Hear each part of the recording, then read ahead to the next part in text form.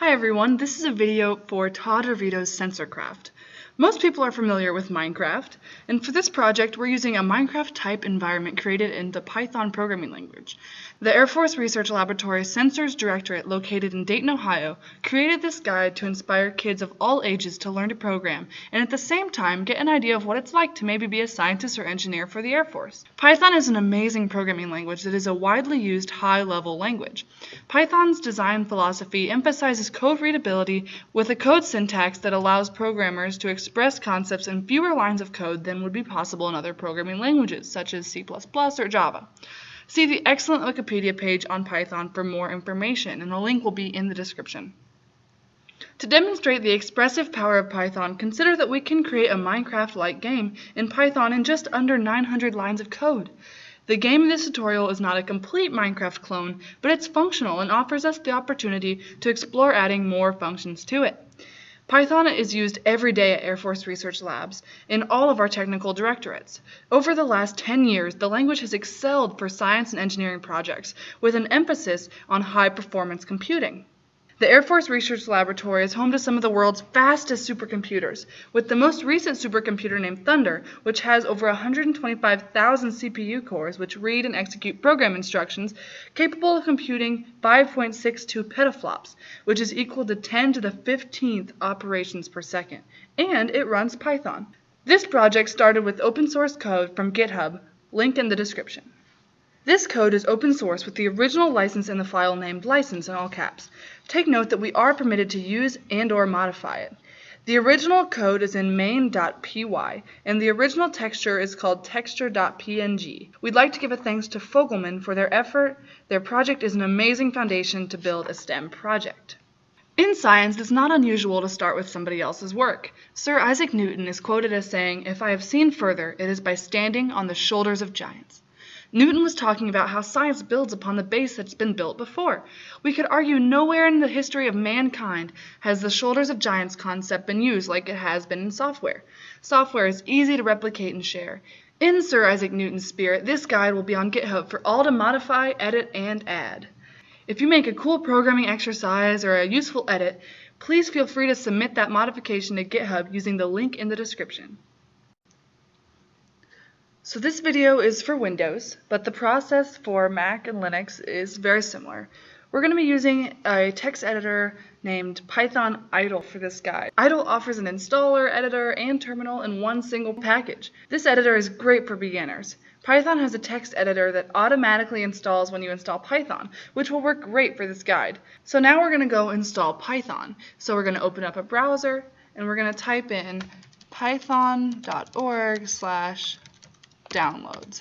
Alright, and that'll take us to a page that looks like this. And so whatever operating system you're on will probably be placed right here. Windows is definitely going to be the most common though. And so one note, if you scroll down to the other releases, you see Python 2.7 is what SensorCraft was originally written in, but it works for Python 3.7 and Python 3x as well. And Python 2.7 is going to be approaching the end of its life in 2020, and so we highly recommend that for new users, use the most recent downloads. I'm going to hit download Python 3.7, and I'm just going to put it right on my desktop. And so then it will start downloading down here. It doesn't take that long, but then it's done, so I can click on the executable file, and it will open something like this. And I'm just going to hit install now because we want just the basic settings, nothing fancy, nothing crazy huge, but it'll take a little bit to set up, and so I will just skip until the end when Python is loaded. Alright, so Python just finished downloading, and so we don't have to change any of this, we don't have to configure any settings or any of that stuff. We are just going to hit close. And then we can go back to our desktop and we can delete the executable file. We no longer need that. So after we install Python like we would any other normal program for our computer, we're going to search for the program called idle, I-D-L-E. And we're going to click on that. And so this opens a shell, but this is, you can't run commands like you would a normal terminal in this shell. So we need to install a package called Pyglet. Pyglet is a wrapper for OpenGL, and it makes the graphics processing really easy with SensorCraft. So in Windows, we're going to open something called PowerShell. You can also use git bash. This is what it looks like in Windows, so the commands are exactly the same, except I'm going to use a program called git bash. I highly recommend git bash. It works great. But you're going to open a terminal on your computer, and you're going to type in the function pip install pyglet. And it should take a second. This is similar to installing Python on your computer, similar to installing Google Chrome, any of that type of stuff. It takes a little bit. But after you do that, just as a safety net, it might already be installed on your computer, but it might not be updated. So we're going to do pip install pyglet -- upgrade. And that will upgrade the Pyglet library. And so even if it tells you down here you should consider updating, it's just we already did that, so you don't need to worry about that.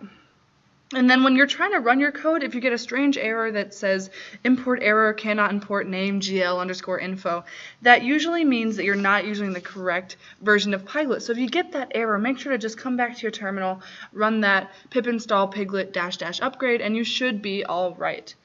The next thing we're going to do is download the latest SensorCraft release folder.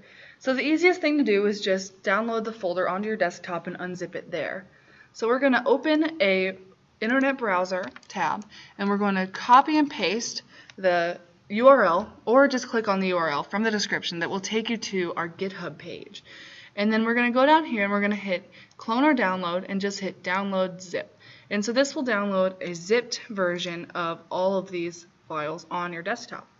And so we can go back to our desktop, we're going to open this and just say extract all. It'll ask you if it wants to put it on your desktop and just hit extract. It'll take a little bit, and then there it is. It opens up the new folder. And so one thing is our folders are nested right now. So what that means is when we open SensorCraft, there's another SensorCraft folder inside of it. So we can just take the one inside and drag it out, and then there we go. So one thing that this guide assumes is that your folder is on your desktop and it's named just SensorCraft. And so how we fix that, we can go to rename and then just delete everything up until SensorCraft, and there you go. So each separate tutorial builds on their previous one, but they're designed to stand on their own, so feel free to skip around. The tutorials start with simple objectives and build to more complicated ones. And in each tutorial we dive in with several different fun examples of extending the SensorCraft game. Review the examples and try the code. However, if you get stuck, all of the exercises have complete answers in the code directory of your SensorCraft folder. So if you go here and you're stuck on the third tutorial showing the current block, you can open this and it will have the answers to your code. However, we recommend trying several different things before using the completed code. In programming, there's never just one way to do something. Try experimenting. Thank you for using SensorCraft. Remember to check out our frequently asked questions section if you have any questions, and to leave an issue on our GitHub page if one of your questions is not answered in the frequently asked questions document. Happy crafting!